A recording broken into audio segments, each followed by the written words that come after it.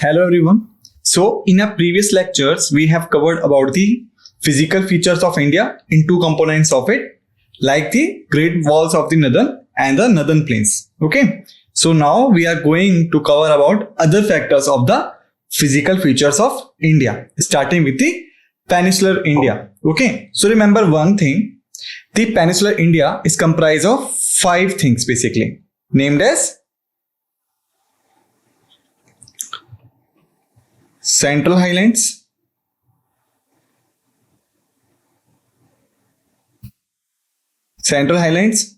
number 2, Eastern Plateau, number 3, Northeastern Plateau,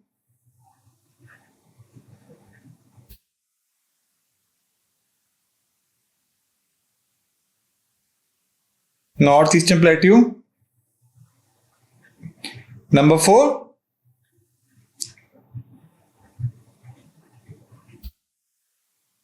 Southern Mountains,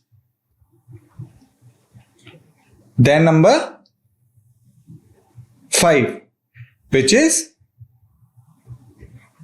Deccan Plateau. Okay, so these are the 5 divisions of Peninsular Plateau. Okay, now let's have a look on them one by one.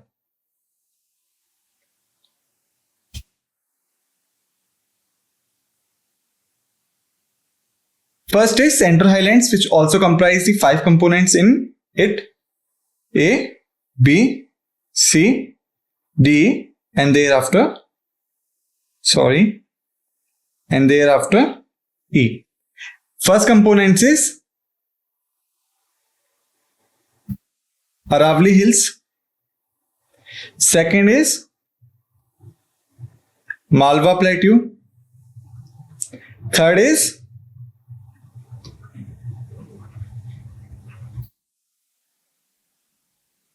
Bundelkhand Plateau. Let me write down again.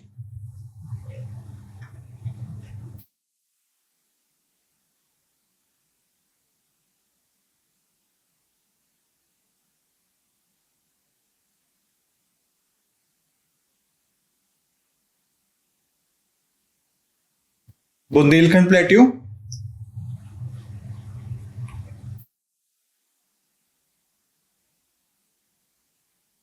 Fourth is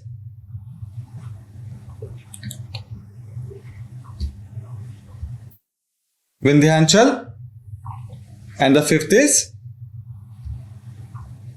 Satpura. Okay, so these are the 5 components of the Central Highlands. Okay, now let's have a overlook on them one by one.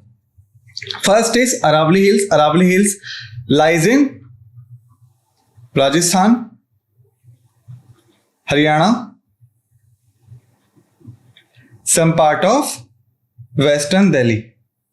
Okay, Aravalli is considered as the oldest mountain of India.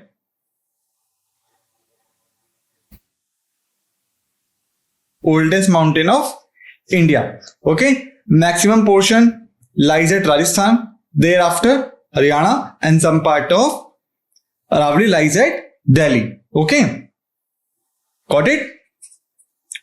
Now come to the next point. Next division was Malwa Plateau. Malwa Plateau lies at Madhya Pradesh and Gujarat.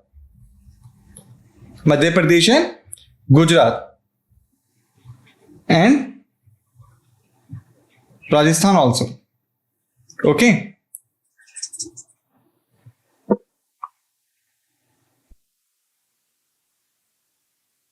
Madhya Pradesh and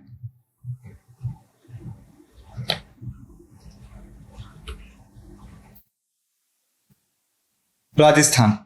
Okay. It is famous for basalt rocks,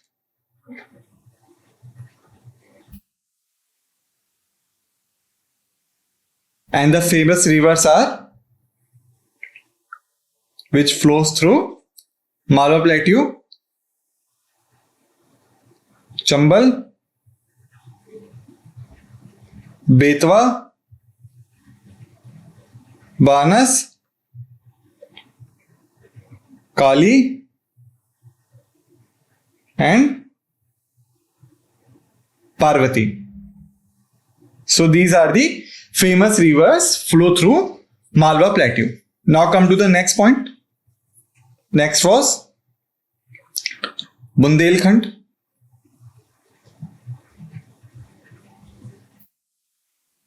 Bundelkhand Plateau comprise of Uttar Pradesh and Madhya Pradesh.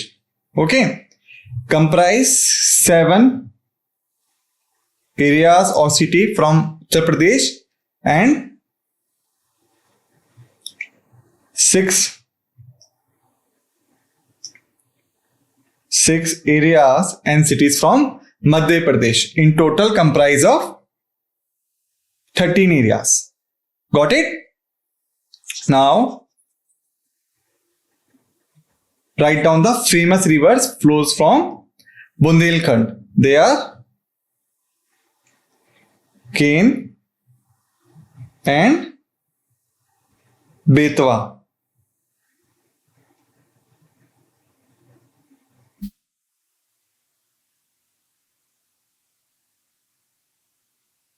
Ken and Betwa river.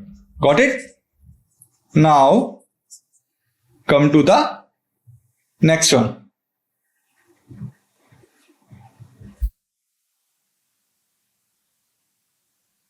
Next one is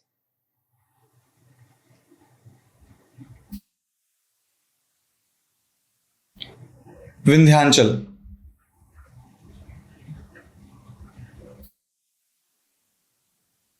Vindhyanchal. Okay. Vindhyanchal basically comprised of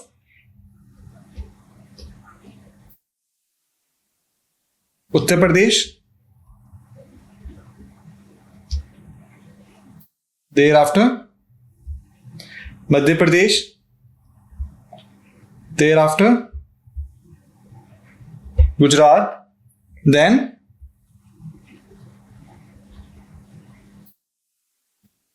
Jharkhand and little portion at Bihar. Got it? Basically, Vindhyanchal comprised as the natural divide.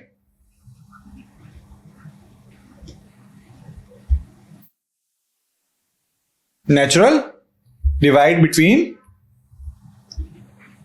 north and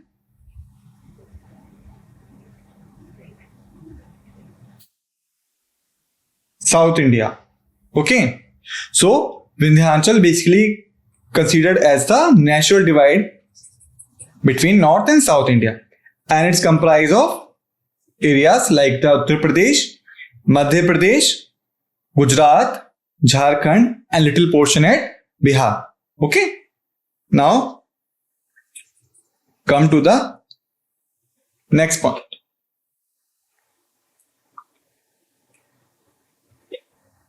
Next is, let me write down again.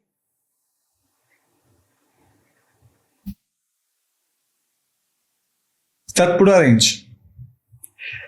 First, it lies at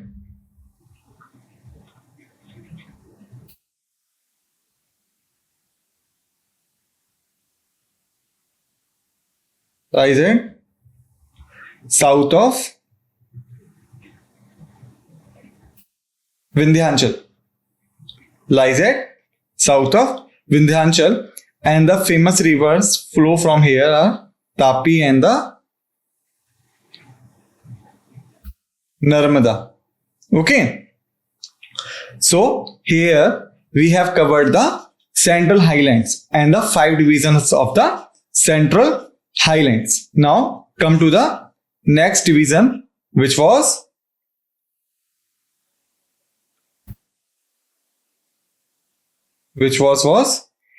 Eastern Plateau.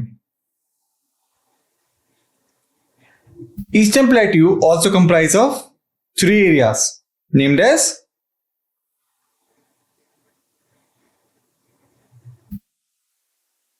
Chota Nagpur Plateau. Chota Nagpur Plateau. Thereafter,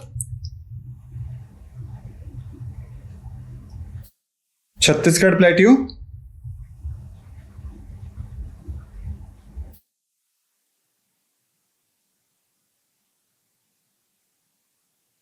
And thereafter,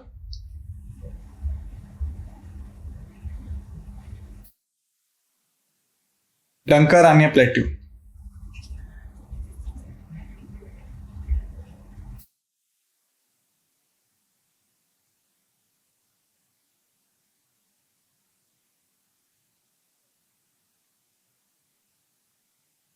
Dankaranya Plateau. Okay. So now let's have a look on them one by one. First is Chota Nagpur Plateau lies at Chhattisgarh area. Thereafter,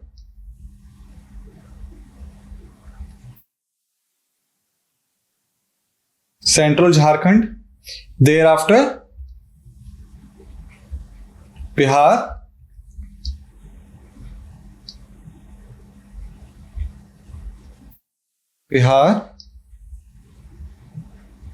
Odisha, and part of West Bengal. Okay, so it lies at Chhattisgarh, Central Jharkhand, then Bihar, then Odisha, and then West Bengal. Okay, just write it down. Just write them down.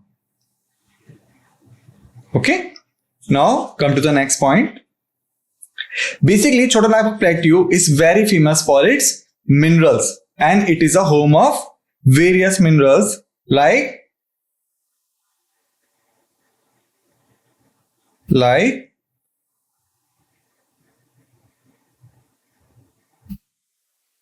hematite iron ore,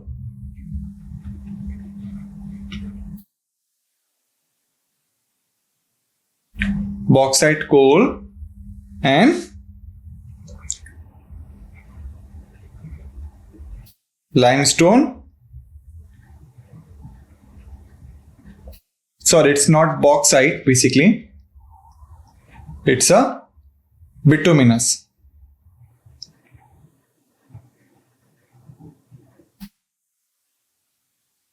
Mica, and then copper. Okay. So these are the some of the minerals which found in Chota Nagpur Plateau. So here we have noted down the few points about the Chota Nagpur Plateau. Now come to the next division, which was Chhattisgarh Plateau.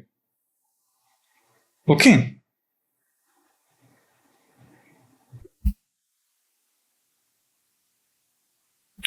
Then the next division was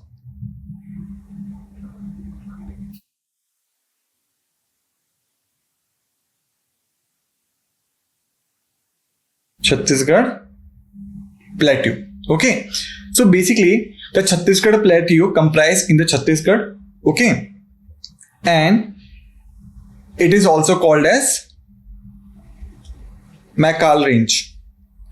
Its another name is Mackal Range. Mackal Range. Okay. And its highest peak is Amarkantak.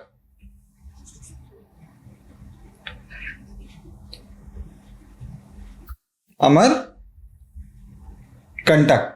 which is a origin for various rivers like Narmada, Son,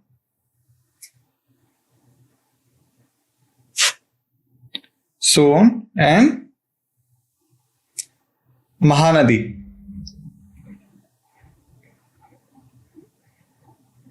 Got it? So it is all about the Chhattisgarh Plateau. Now come to the next point and the next division, which was Dankaranya Plateau. Which was Dankaranya plateau. Now, the Dunkarani plateau comprise of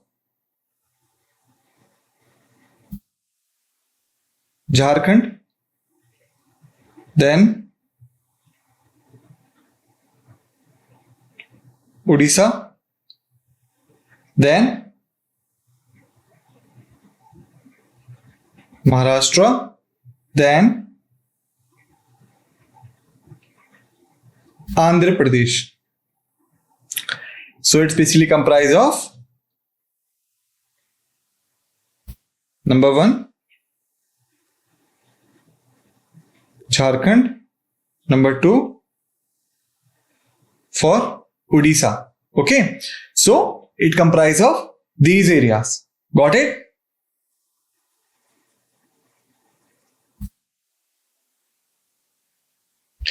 And it has a Chitrakoot waterfall,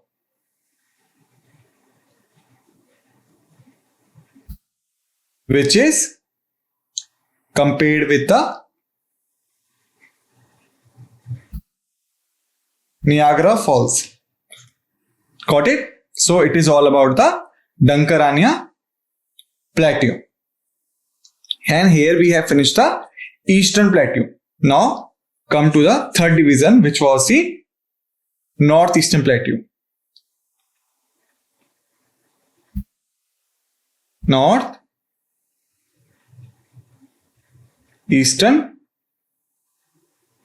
Plateau. Okay. So the Northeastern Plateau comprised of basically Meghalaya Plateau, and it is considered as an extension of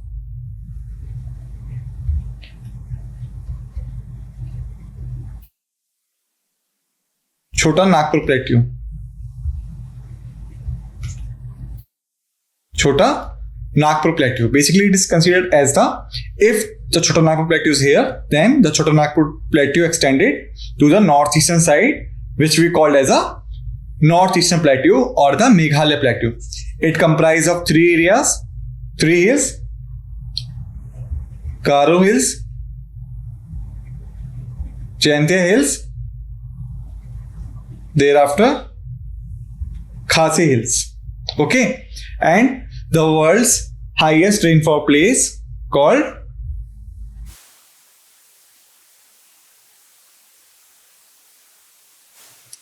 Mausim Ram. Let me write down again in the clear form.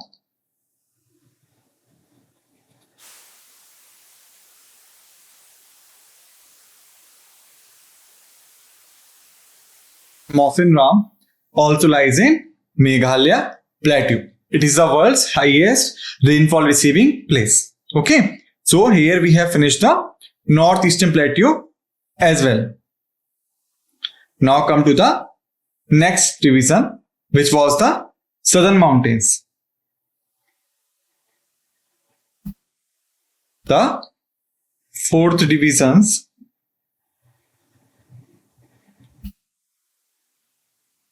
which was the Southern Mountains. Okay, so in Southern Mountains, the highest peak is Anaimudi. It is the highest peak. Got it? Anaimudi is the highest peak of Southern Mountains. Remember this thing. Okay, and the famous hills of Southern Mountains. Okay, remember one thing, Anaimudi lies at Kerala. Got it? Anaimudi lies at Kerala. Okay, now come to the next point. Famous hills like the number 1, Baba Buddhan Range.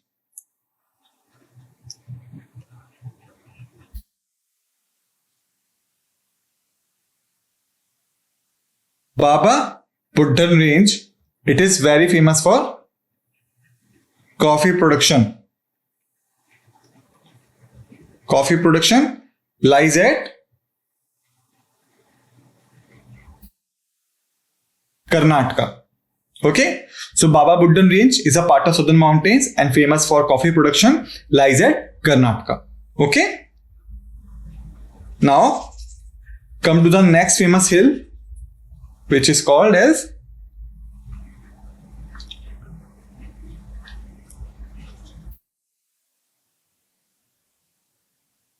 Cardamom Hills,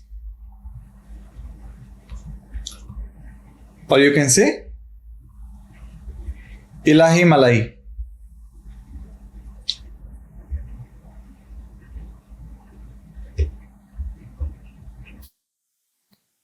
Ilahi Malai. Yeah, Ilahi Malai. Okay. It is lies at Kerala and very famous for cardamom production. Okay. So here we have finished the southern mountains as well. Okay. And the last division, which was the Deccan Plateau. So we have a separate slot for the Deccan Plateau, which we will discuss in this lecture very soon. Okay. So wait till then. Here we have finished about the basic things of the Peninsular Plateau. Now come to the next point.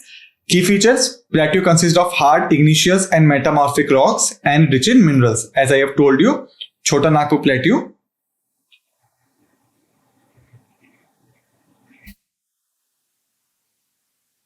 is rich in minerals. Similarly, I had told you the Malwa Plateau is rich in basalt rock formation.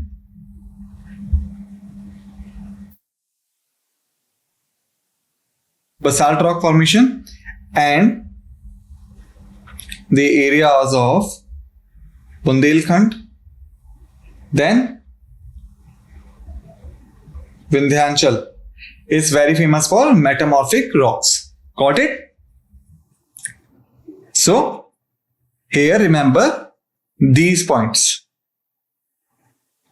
Hard igneous rock, Malwa Plateau is famous. Rich in minerals, Chota Nagpur Plateau is famous. Metamorphic rocks, Bundelkhand and the Vindhyachal range. Now, Peninsular Plateau, major hills like the Aravalli, Central Up Highlands, Vindhyachal also a part of Central Up Highlands, Satpura also a part of Central Highlands, Western Ghat is a part of Southern Mountains. Okay, so these are the prominent hills, out of which 3 basically belongs to Central Up Highlands, or you can call it basically Central Highlands. Okay, and the Western Ghats belongs to Southern Mountains. Got it? Now come to the next point. Is the Deccan Plateau, and it is the 5th division of Peninsular India. Okay, so now let's have a general look on Deccan Plateau. If this is the southern India, okay, and it is covered by sea. In between this, there is a triangular form of a plateau, which is called as Deccan Plateau, surrounded by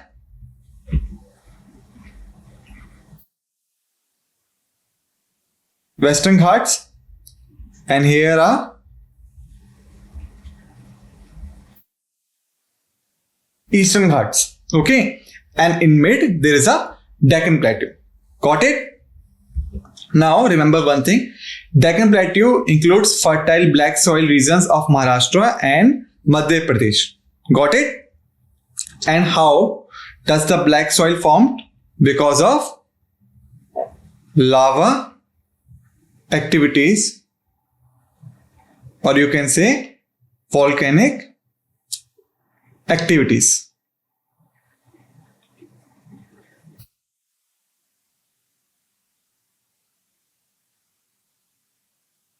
volcanic activities. Okay. Basically, it is believed that in this part there was a huge volcano, due to which there was a formation of lava activities and the volcanic activities, and after some time the black soil formed, which is very fertile. Got it? And it is very famous area for the cotton production, because black soil is considered as the best soil for the cotton production. Okay, so here we have finished about the Deccan Plateau as well. Now come to the next physical division, which is Western Ghats. Okay, so basically your Western Ghats starts from Gujarat,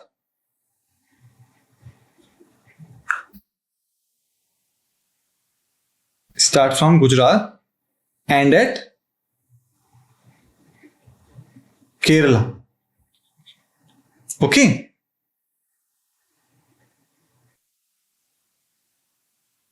Okay. And remember one thing. It is basically in, like, if this is a South India, then these are the Western Ghats. If this is a South India, these are the Western Ghats. Okay. And in the north area, especially in Gujarat, Western Ghat is broader. Okay. And in the eastern areas,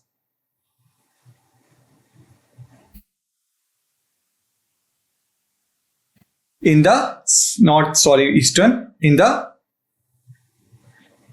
southern areas, mainly in Kerala, or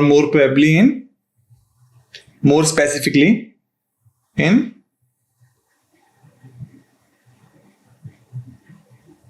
Kanyakumari, it is narrower. Okay, so it is broad in north and narrow at south, especially in Kanyakumari region of Kerala. Got it? Okay. Now come to the next point. Basically, the Western Ghat is divided into two forms. It is divided into two forms. And what are these two forms? These two forms are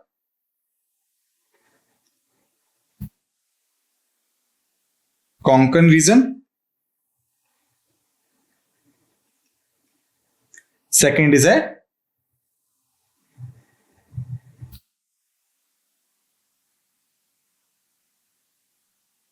Malabar region. So basically the Western Ghat is divided into two divisions named as Konkan region and the Malabar region. Okay, so let's have a look on them one by one. First division is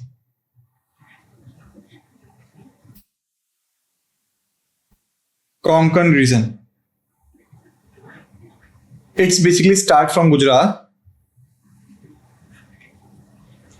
passing through Maharashtra, ending at Goa. Okay, so this is a path of Konkan region, starting from Gujarat, then crossing through Maharashtra, ending at Goa, or we could understand it from the map. This is a Gujarat. It starts from here, passing the region of Maharashtra, ending at here. Okay, it is a Goa, then it is a Gujarat, and the middle part is Maharashtra. Got it? So it is a basic division of Konkan region. Got it? Now come to the next division. Next division, which was Malabar region.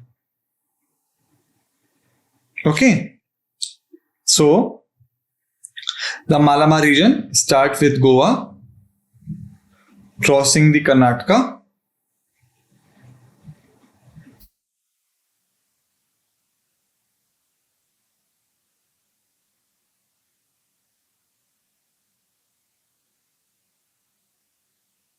ending at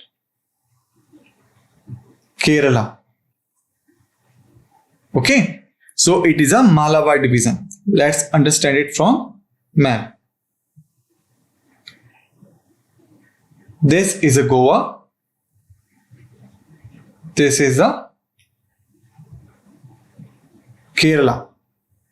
Starting from Goa in the north, ending at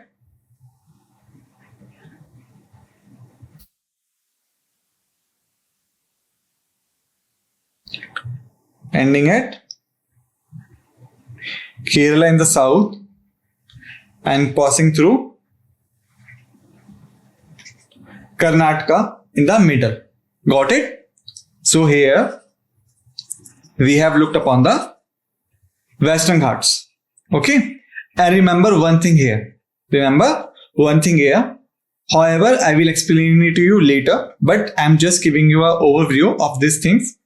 Just keep it in mind so that when we will learning about that thing, you would have a clear idea about the things. Okay. So this is the region of your Western Ghats. And the Western Ghats is highly, basically you can say, mountainous region.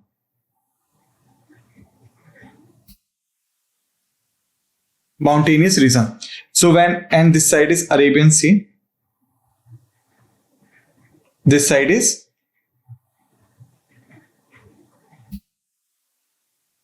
Bay of Bengal. So whenever the monsoon winds arrive in India, okay, so this huge mountain chain which lies at Western Ghats stop the winds here, and this region received a huge rainfall.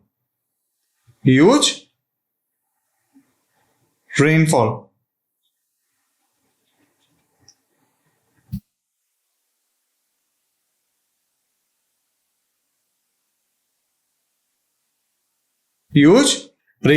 Okay, whereas the area beyond these mountains received a less rainfall.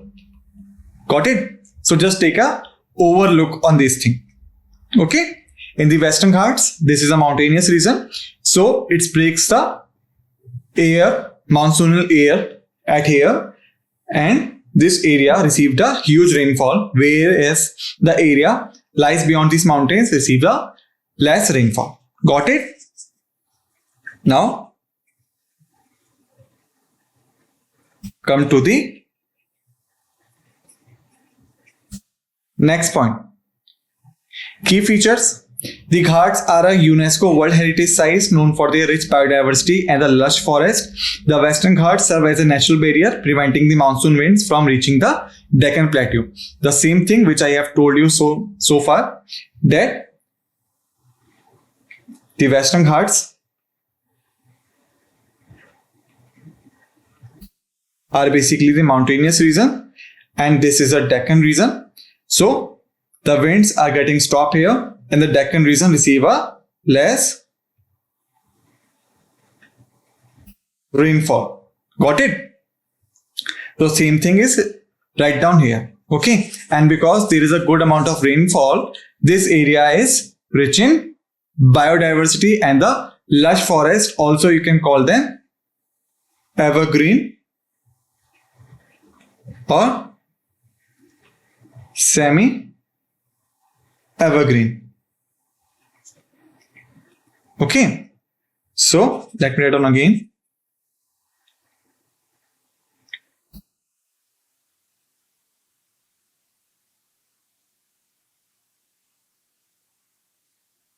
Evergreen, thereafter semi-evergreen. Okay, so what do you mean by evergreen, the semi-evergreen? We will discuss them later in the forest section.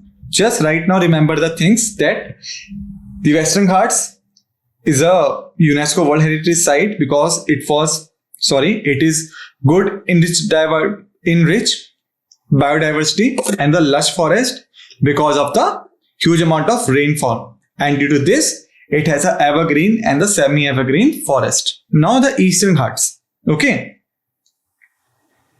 So,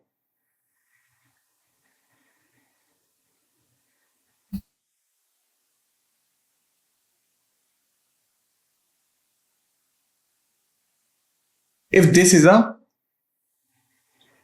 map of India, okay, this is the Western Ghats, mountainous region, and that area, their side is Arabian Sea,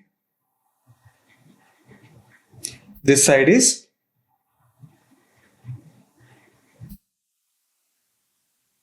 Bay of Bengal, and that area is called as Eastern Ghats. Okay, so remember one thing, the Western Ghats are the mountainous region. The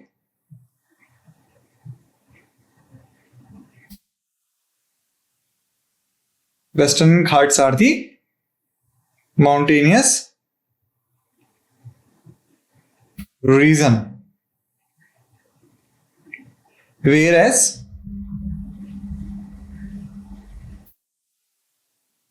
Eastern Ghats are more heavily the plain region. Plain areas, or you can say region. Got it? So remember the difference. Western Ghat is a mountainous region and the Eastern Ghat is a plain region. Got it? Now, also remember one thing, because Western Ghat is a mountainous region. This is a Western Ghats. There is a Eastern Ghats. Because they are the mountainous regions, so rivers couldn't flow in that area because of the mountains. So they starting flowing in that direction. Because of the mountains, river couldn't follow in that directions. So they started to flow in this direction. And due to this, Western Ghat has no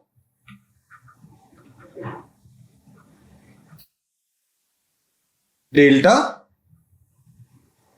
formation. Okay. Whereas the Eastern Ghat has delta formation.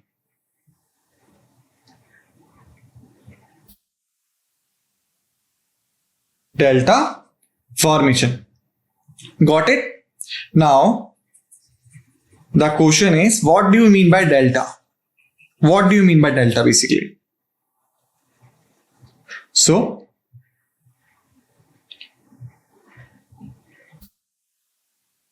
delta is basically river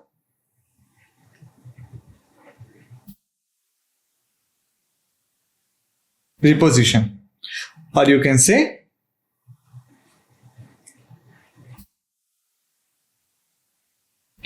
let me write down again. Delta is basically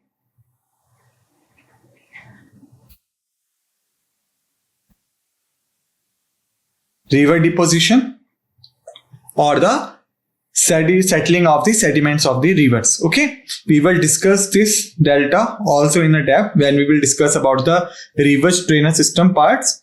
Till now, just only remember what do you mean by delta. Basic definition is a river deposition or the sediments settled by the river. Okay, and as I have told you that Western Ghats are a hilly areas, so that's why the river couldn't move on western side, so they started moving in eastern sides, and due to which the eastern area has a good amount of delta formation, where the western area does not have any delta formation. Got it? Now, come to the point. The Eastern Ghats run parallel to the eastern coast of India. If this is South India, this is your east coast, and the area behind the east coast is called as Eastern Ghats. Got it? And the second point, key features, is the Eastern Ghats lower in elevation compared to the Western Ghats. The same thing which I have told you now. The Western Ghats are mountainous areas and the Eastern Ghats are relatively plain areas. Got it? Now, what do you mean by coastal plains? What do you mean by coastal plains? Okay. So, basically, the coastal plain are the plain areas of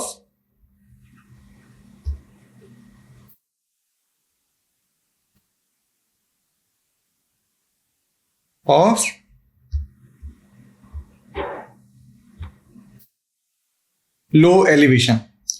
These are basically plain areas of low elevation. Okay. And how does they form? The question is, how does they form? By river deposits. The first. Second was oceanic deposits. Okay. So let's understand these terms. Got it? Just write down coastal plains are the plain areas of low elevation. Their formations is by river deposits and the ocean deposits. Now, just have a look on these deposits.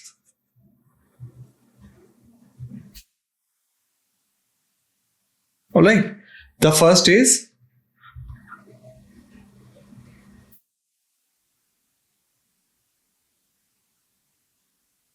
river deposits. These are the sediments brought by river. Okay, so we could understand it like that.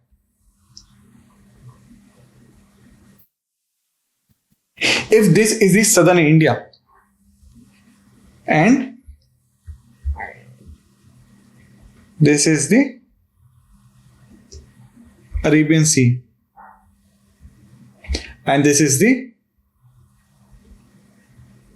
Bay of Bengal, and the rivers are flowing in this direction. As I have told you earlier that the Western Ghats are highly elevated areas, so the river couldn't flow in this side. Okay, so the rivers are flowing in this area.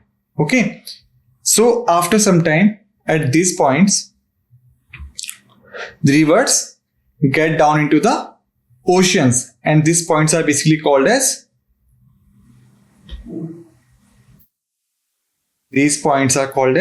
estuaries.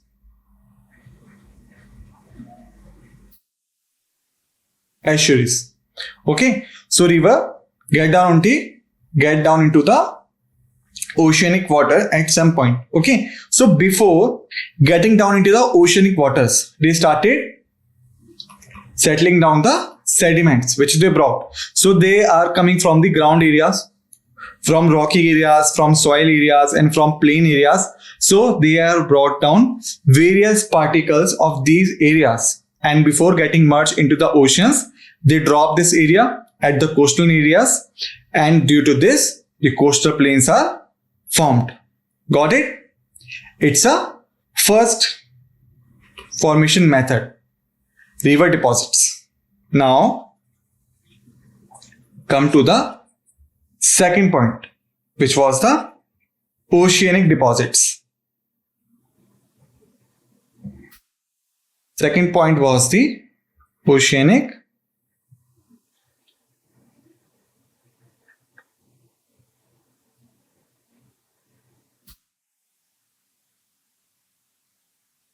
deposits. Basically what happened, like if this is the area of sea, this is the sea area and this is the plain, then there should be a mountain or any highly obstacle area. Mountain or any highly obstacle area. So generally what happened, the oceanic waves come in a huge directions. Then generally what happened, the oceanic waves hit the ground with huge energy, and due to this mountainous areas or the highly elevated areas got dismantled in three forms, like this, thereafter this, thereafter this, or understand as it was a mountain at first, after hitting it became like this, after some time it became like this, and after some time it converted into the plain areas. Okay, so this is the second assumption of making of the coastal plains. Got it?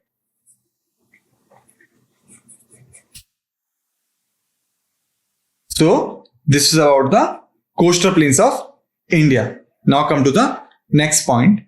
These plains are narrow and fertile, providing ideal conditions for agriculture and fishing activities. Suppose if this is the South India, okay, then that area is a Western Ghats, that area is a Eastern Ghat, between them that area, let me make it again.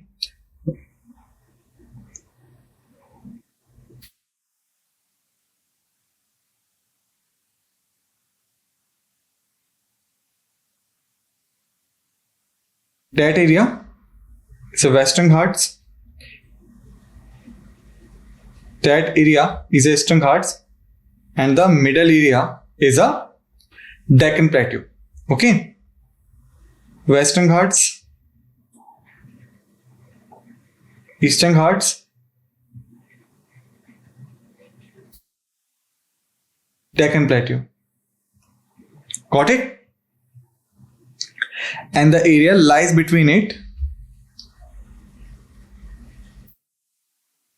basically the coastal plains. Basically the coastal plains. So as you can see, they are the narrow areas. They are the narrow areas. Got it? And why they are fertile? Because rivers brought down the sediments to the coastal region and deploy these sediments before getting merged into the oceans. And these sediments provide the fertile lands. Okay, and it is ideal condition for agriculture, and because of the oceanic area it is also good for fishing activities. Got it? Now come to the next point. This states that major cities like Mumbai, Chennai and Kolkata are situated along the coastal plains. And remember one thing, these are also the major ports of India for west, and they both for east. Got it? I have already covered these things in a previous lecture, so you can read from there. Got it? Now come to the next division, which was the Thar Desert. So basically, if we look in the northern India, basically a part of Rajasthan and Gujarat. Basically a part of Rajasthan and Gujarat, which are the northwestern parts. Northwestern parts. Okay. So these areas basically comprised of the desert, as you can see here. Okay. And this desert called as Thar Desert. Got it? It is the largest desert in India, experiences extreme temperatures and low rainfall. So the first question which should come in our mind is that how this desert is formed. As we know, India is a South Asian country. Also, we know that India is a ideal place for receiving a rainfall. Okay, so why the desert is formed here? The reason is, if we look in the southern India, like this is the southern India, okay? So the oceanic waves, or you can say the monsoonal waves, get into touch with the Western Ghats, and from there they started moving upwards, okay? So they are moving upwards basically in the areas of Rajasthan and Gujarat, or the nearby areas of these states. Got it? But what happened? Like, remember, in the time of Western Ghats, I have told you that this is the Western Ghats. So they basically obstructs the coming monsoonal waves, due to which the area lies front of the Western Ghats receive a huge amount of rainfall. But the same thing not happened with the Rajasthan and Gujarat. Although they comprise Aravalli,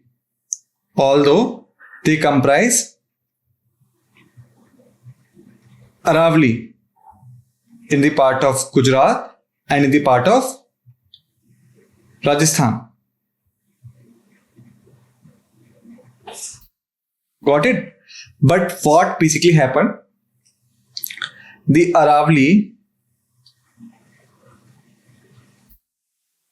is basically parallel, or you can make it like this. It's basically parallel to the monsoon winds which coming to the northern side of Gujarat and the Rajasthan, or you can say the northwestern side more specifically. This is the Aravalli. Okay, due to this, the winds does not obstruct here and the winds flows straight. Due to this, the area nearby Aravalli, means that area which is the area of the Thar Desert, does not receive a sufficient amount of rainfall, and because of this shortage of rainfall, the desert are formed here. Got it? So that's how the desert form, because this area receive a less rainfall, because Aravallis are parallel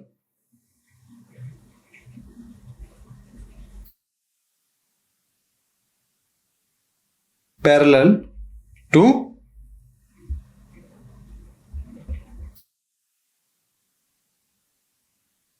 monsoon winds. Got it?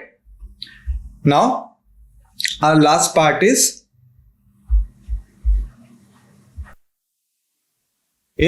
islands. So basically, the India comprise of two island chains, Andaman Nicobar and the Lakshadweep. If it is a South India, then in the Bay of Bengal, we comprise Andaman Islands, and in the Arabian Sea, we comprised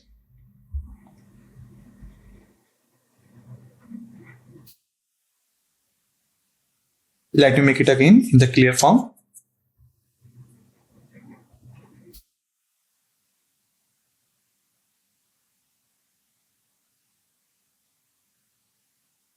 It is Bay of Bengal.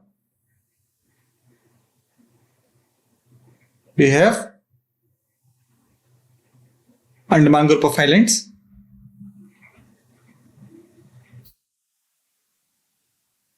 It's Arabian Sea. We have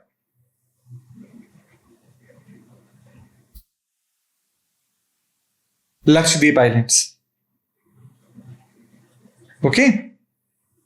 So Lakshadweep Islands basically lies at the Arabian Sea, and Andaman Nicobar Islands basically lies at the Bay of Bengal. Got it? Now remember some important points about them. Remember one thing, that the Andaman Nicobar Islands basically comprise of 572 islands. 572 islands in total, out of which only 38 islands are inhabited means only on 38 islands out of 572 islands people lived. Okay. And thereafter, remember one thing. The Andaman and Nicobar Islands get separated from each other through 10-degree channel. Through 10-degree channel. Got it? Now the second one was Lakshadweep Islands. Lakshadweep Islands basically a group of 36 islands. Okay. And Lakshadweep